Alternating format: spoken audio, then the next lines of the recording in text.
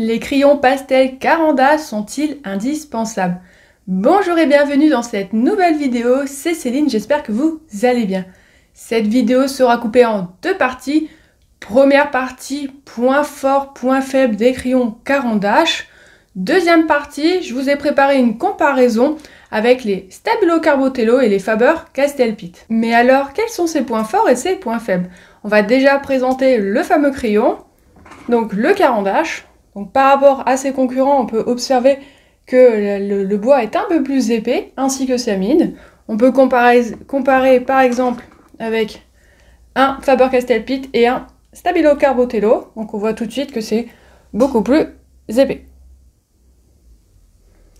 L'avantage justement, c'est que leurs couleurs sont assez riches et ils ont un petit peu la texture qu'on peut appeler comme un bâtonnet. Donc ça permet de recouvrir des surfaces plus grandes et mieux avoir quelque chose d'opaque, c'est-à-dire de mieux repasser sur soit les bâtonnets, soit même directement les crayons, ce qui peut nous permettre de faire des jolis effets à la fin, comme ici sur le cheval. Donc à cet endroit-là, au niveau du crin, je me suis amusée à repasser un petit peu avec les Caran d'Ache. Donc comme ces fameux Caran d'Ache ont tendance à avoir une mine plus épaisse, cela nous permet d'ajouter un peu plus de volume. Également un jeu des lumières qui est juste incroyable. Donc c'est ce qu'on va voir après dans la démonstration, on va voir un petit peu l'histoire de lumière.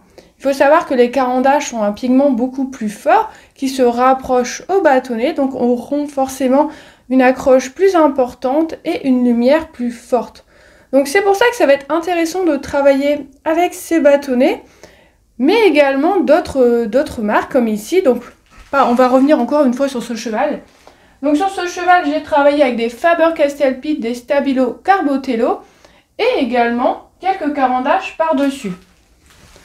On va venir maintenant parler des histoires de couleurs. Il faut savoir que les Caran d'Ache, comme d'autres références ici, auront des couleurs uniques. C'est-à-dire que dans votre gamme, vous n'aurez pas forcément des couleurs de Caran d'Ache et des couleurs de Faber-Castell Pitt.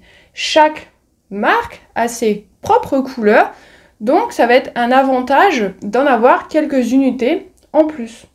On va dire que les Caran d'Ache ne sont pas forcément des crayons qu'il faut avoir toute la gamme, mais je recommanderais d'avoir quelques couleurs comme les blancs ou même les bleus qui vont apporter une lumière supplémentaire à la fin de vos pastels. Moi, ce que je vous encourage à faire au début, c'est peut-être d'investir dans une unité ou deux, celle qui vraiment vous attire, et de vous faire votre propre idée, parce que forcément, par rapport à d'autres marques, elles sont un prix un petit peu plus élevé, mais en termes de durée de vie, elles se valent, parce que le Caran d'Ache va durer beaucoup plus longtemps par rapport à sa mine, surtout si vous en prenez bien soin. On va parler maintenant des points faibles. Donc le seul point faible que je vais retenir par rapport à ce fameux Caran d'Ache, ce sera peut-être son manque de précision.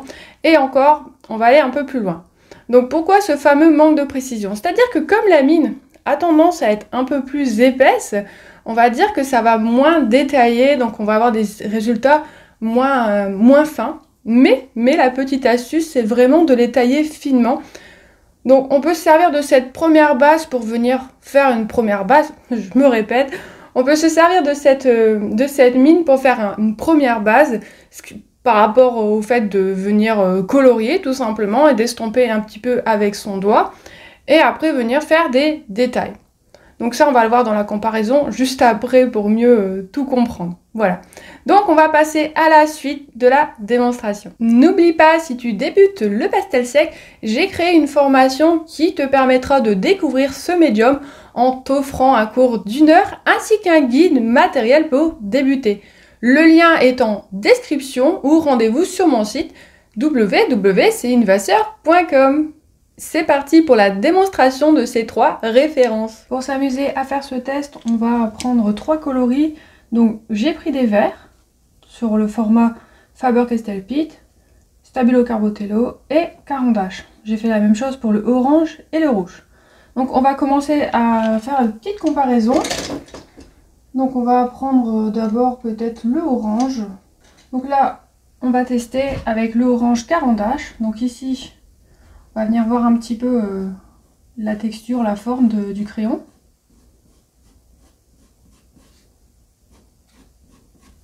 On va voir un petit peu comment celui-ci s'étale. Hein.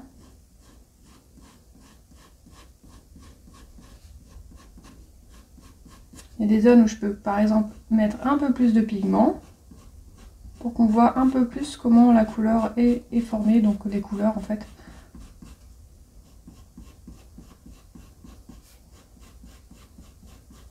Donc ici pour le orange. Ensuite les Faber-Castell Pitt.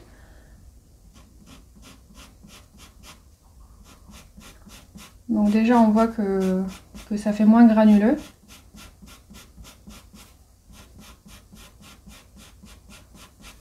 On peut descendre un peu plus bas. Et on va essayer un petit peu de mettre plus de pigment ici. Alors attention, on ne compare pas la luminosité, la couleur, parce que c'est pas les mêmes. Hein.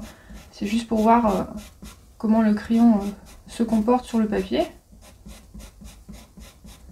Donc ici on peut voir que le crayon est moins granuleux. Ici on a des granules, c'est-à-dire qu'on a un petit peu du pigment, comme quand on utilise des bâtonnets.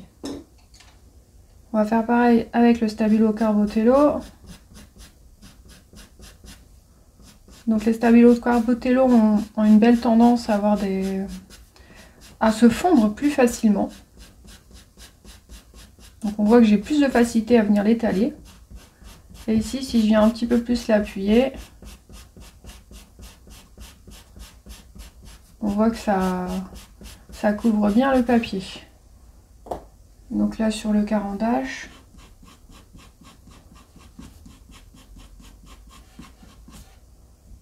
on va se recouvrir un petit peu plus.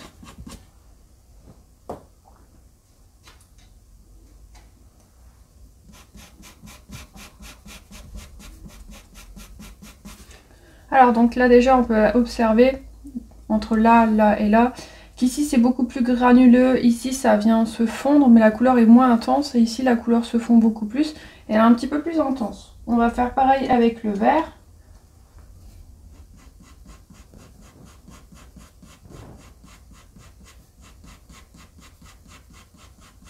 Donc toujours cette forme de granule. Ici je vais appuyer un petit peu plus. Donc en tout cas les couleurs elles sont très très belles, très lumineuses. On voit que c'est granuleux. Je fais la même chose avec le Pitt.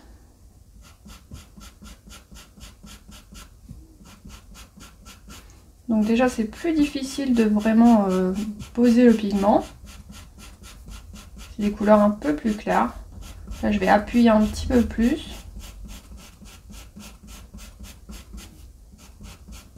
J'ai besoin de mettre un peu plus de force avec le Faber-Castell Pitt.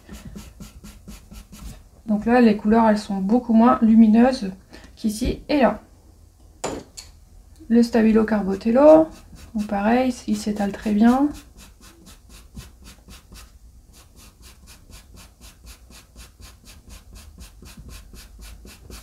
Ici je vais mettre un peu plus de pigment. Donc toujours même effet, plus granuleux, un peu plus clair et moins peps. Et là c'est vraiment, ça fond très très bien et c'est plus coloré au niveau des couleurs. Donc là on travaille, on regarde pas vraiment tout ce qui est différence de couleur, étant donné que chaque marque, ce qui est l'avantage justement, ont des pigments différents les unes des autres. On va prendre le rouge carandache. Là on a une belle couvrance tout de suite.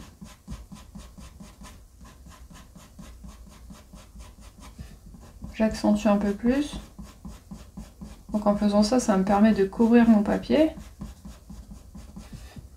Je fais pareil avec le Pitt.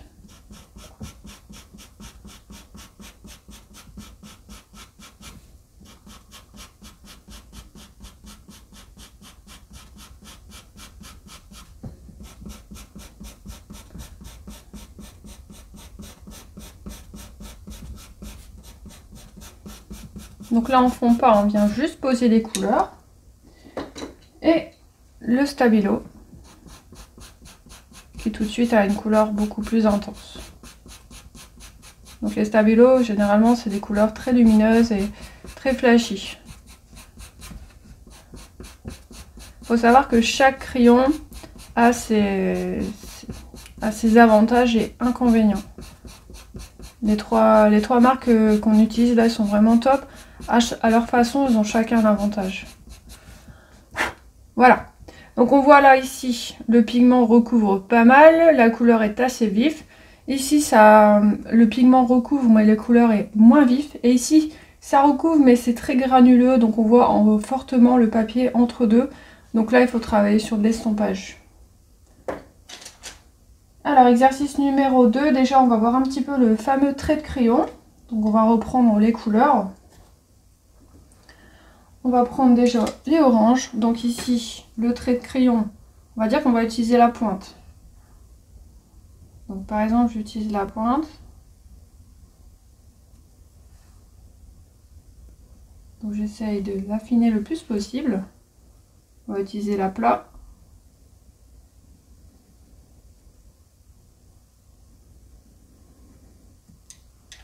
On fait la même chose pour les autres. Donc avec le bout des doigts. Un peu plus précis. Ici j'utilise l'aplat. Et je viens carrément l'aplatir.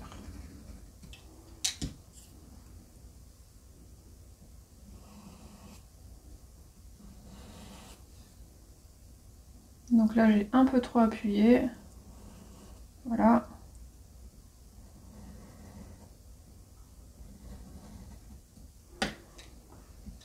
On va faire la même chose pour les autres couleurs. Sauf que là je vais juste faire la petite pointe. Juste pour voir les différences au niveau de la couleur. Sinon ça serait trop long.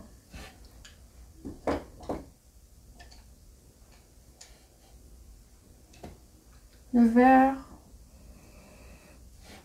et le rouge.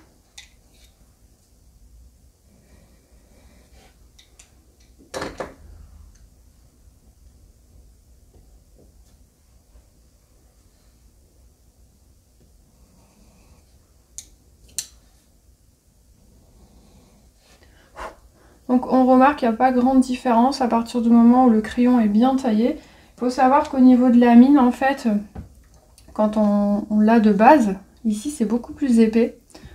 Donc ici ça va faire plus comme un effet bâtonné, donc quand tu vas venir le tailler, tu vas perdre beaucoup plus de matière que par exemple ces crayons là qui sont beaucoup plus fins. Donc ce sera plus facile de venir tailler des petits crayons comme ça. Le carandache, il faudra vraiment... on va voir après les histoires de façon de travailler avec, mais tu vas vite comprendre. Alors ici, on va avoir les fondus. Donc déjà, on va regarder pour remplir une zone complète de pigments. Donc par ici, je vais mettre le rouge. Donc ici, je vais remplir totalement le pigment.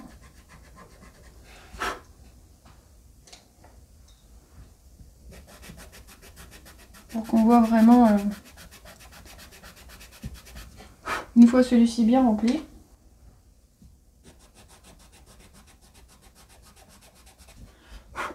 Donc là on constate qu'il n'y a aucun souci. Les trois remplissent très bien la feuille. Donc qu'en est-il avec les autres couleurs?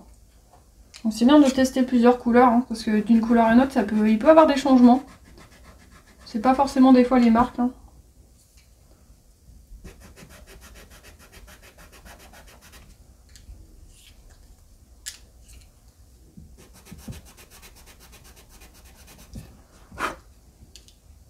Et la dernière, le orange.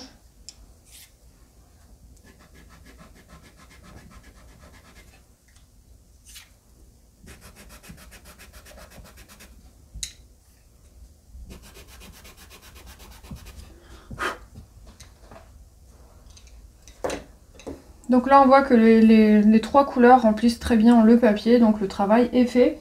On va regarder au niveau des fondus, donc là on va s'amuser, on va prendre trois couleurs. Donc on va commencer avec les carandaches. Donc on va dire, je vais mettre d'abord du rouge en quantité égale.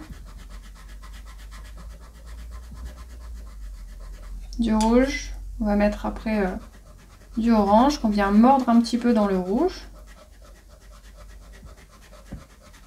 Donc le but du jeu c'est de voir les fondus.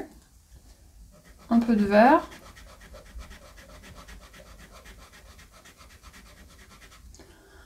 On va venir estomper légèrement les deux couleurs ensemble.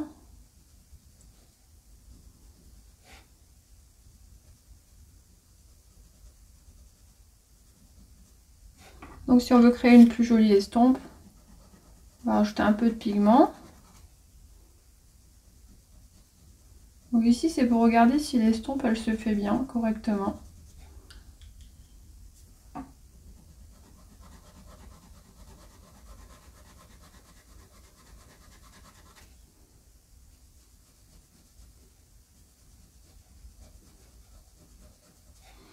Donc là on a une estompe qui se fait, un petit peu compliqué quand même parce que là je trouve que les couleurs elles ont du mal à se fondre quand même. Alors les pites, la même chose, du rouge.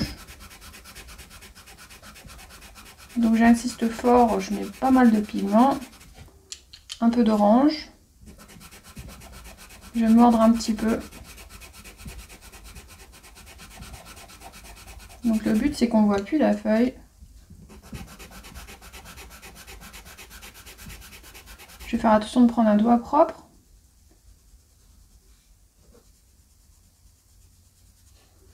On va faire comme l'autre tout à l'heure, on va mettre un peu de vert. Et un peu de rouge. J'avais mis du orange plutôt.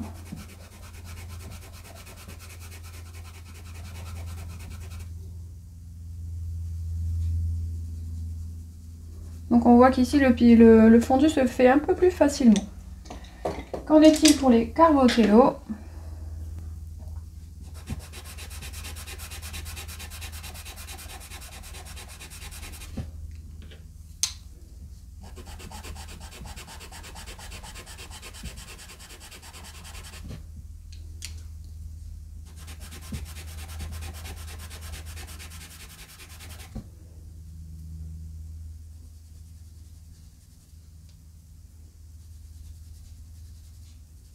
Donc là, je fais un mélange sans appui. Je laisse glisser le doigt.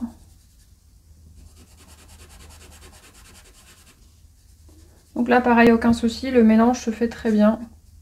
Donc là, c'est un petit peu plus difficile. On voit que le jaune a eu du mal à se propager.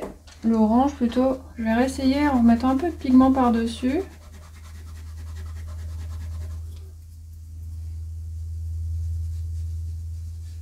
Donc en remettant un peu de pigment par-dessus, c'est bon. Alors, exercice suivant, on va regarder pour faire un glacis. Donc c'est-à-dire de mettre plusieurs couches les unes sur les autres. Donc on va essayer avec les carandages, donc du rouge.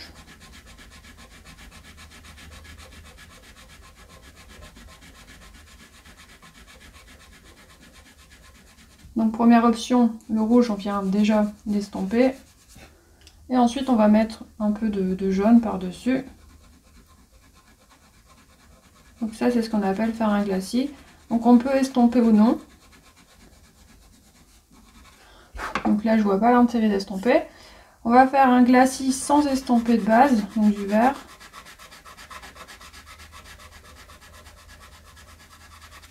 On va mettre un petit peu de jaune.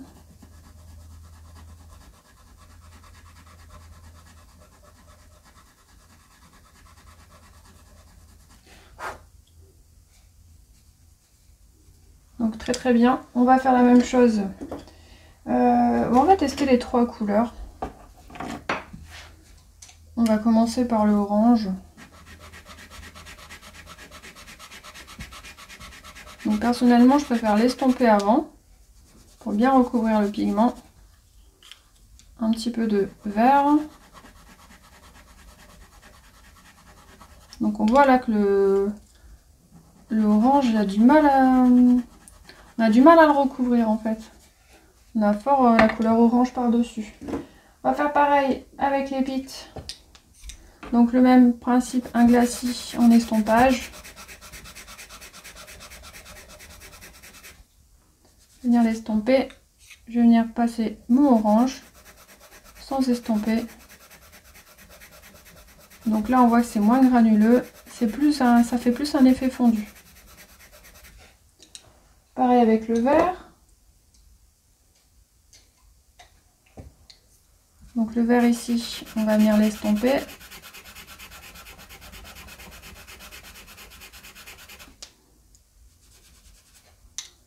et le orange.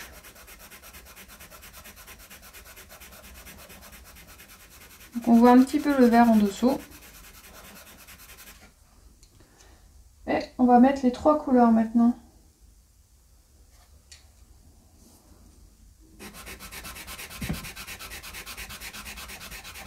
Première couleur, donc toujours sans saturer, un peu de vert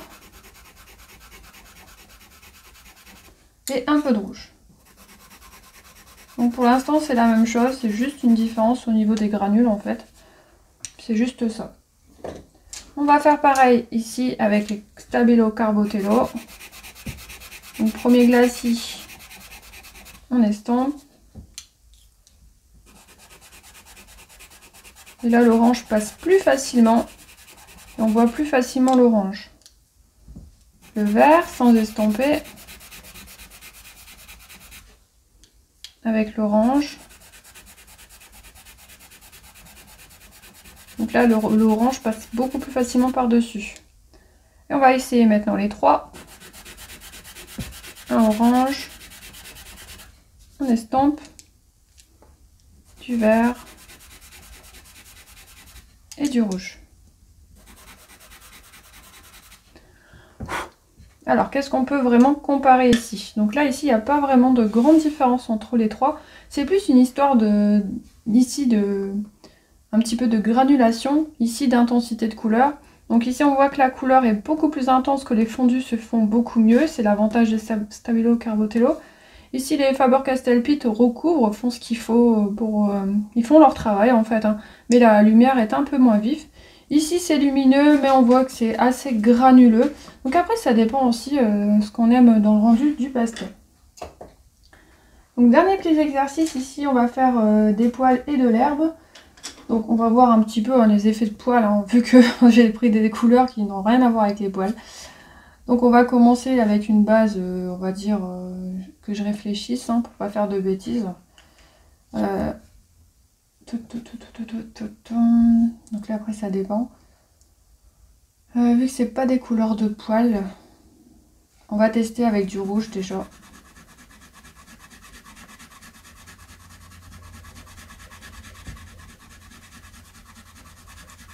Une première base que je viens estomper.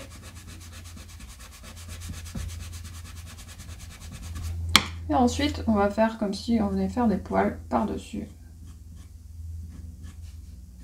Donc c'est comme si à la base on aurait pu mettre une première passe avec un bâtonnet par exemple. Donc là c'est pas du tout les couleurs des poils, mais c'est pas grave, on s'en fiche un peu. C'est juste pour voir le rendu.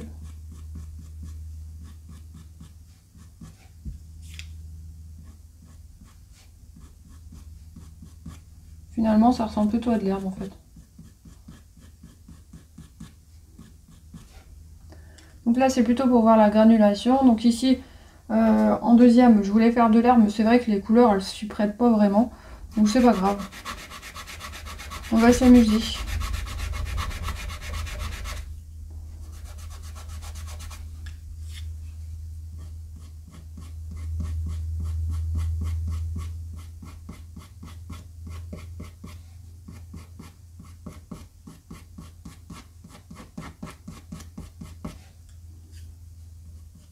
Donc un peu plus de foncé sur la base.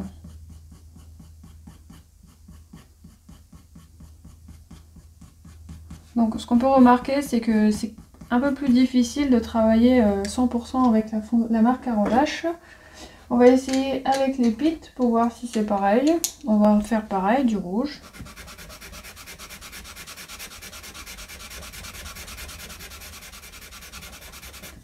On estompe. Du orange. Donc là par contre, on voit que la couleur, elle prend très bien. Et que ça fait pas granuleux. Ça fait plutôt un effet doux. Donc même si mon crayon n'est pas forcément taillé, les pointes elles sont plutôt fines. On va faire pareil avec le vert.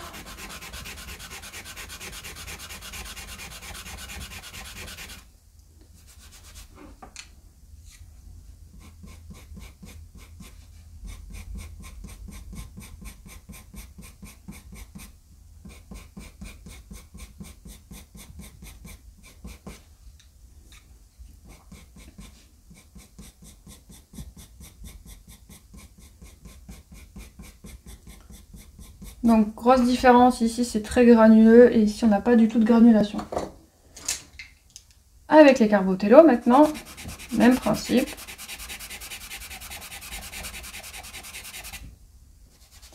J'estompe, je viens mettre du orange.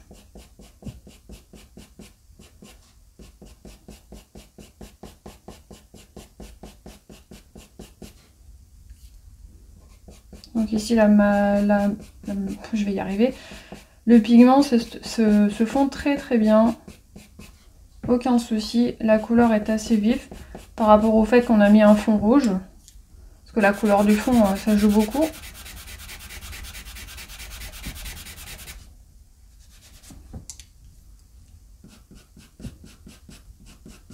Donc aucun souci, les couleurs repassent très bien les unes sur les autres.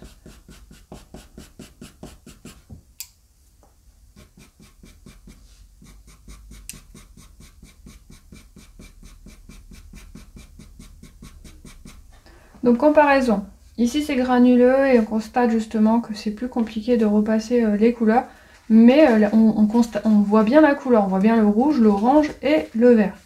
Ici c'est pareil, on arrive bien à distinguer les couleurs, mais on remarque quand même que c'est assez granuleux. Ici on distingue les couleurs, mais encore une fois c'est un peu moins vif. Là c'est la même chose, là par contre on distingue bien les couleurs, encore une fois, mais c'est beaucoup plus vif. Donc justement, quelle chose à comprendre ici par rapport à toutes ces couleurs. Donc il faut savoir ici que les carandaches ont cette texture qui est assez granuleuse. Personnellement, moi je les utilise quand par exemple je n'ai pas la bonne teinte, donc que ce soit pour faire des portraits humains ou directement avoir besoin d'une couleur qui n'est pas... On a des marrons qui tirent dans la peau qui sont exceptionnels.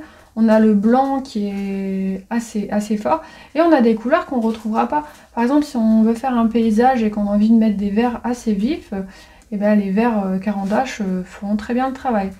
Les Faber-Castell Pitt ont cette tendance, ici j'ai utilisé des verts, des rouges, des oranges, mais ont cette tendance à être des crayons qui tirent plutôt dans le portrait, tout ce qui est dans le réalisme, c'est-à-dire les animaux. Donc avec des Faber-Castell Pitt, on peut faire 100% des animaux au crayon, sans avoir besoin d'utiliser une sous-couche. Mais on peut également utiliser une sous-couche de bâtonnet et utiliser par-dessus les Faber-Castell Pitt. Ils ont un bel avantage justement, c'est d'avoir des mines très fines et de pouvoir passer plus facilement. Les Stabilo Carbotello, alors ici c'est des crayons, on passe partout, c'est-à-dire qu'on peut les utiliser partout. Leur fondu, etc. qui est juste exceptionnel. Le petit bémol des Stabilo Carbotello, ce sera que les couleurs seront très très vifs. Donc c'est-à-dire si on veut partir sur des animaux réalistes, il faudra quand même avoir soit des Faber-Castell Pitt en duo, ou il faudra avoir des bâtonnets comme sous-couche, parce qu'il y a des couleurs qui ne seront pas aussi réalistes que les Faber-Castell Pitt. Donc chaque crayon a ses avantages et ses inconvénients. Tout dépend vraiment de l'utilisation que vous en faites. Par exemple également au niveau du papier. Là j'ai fait sur un papier pastel mat.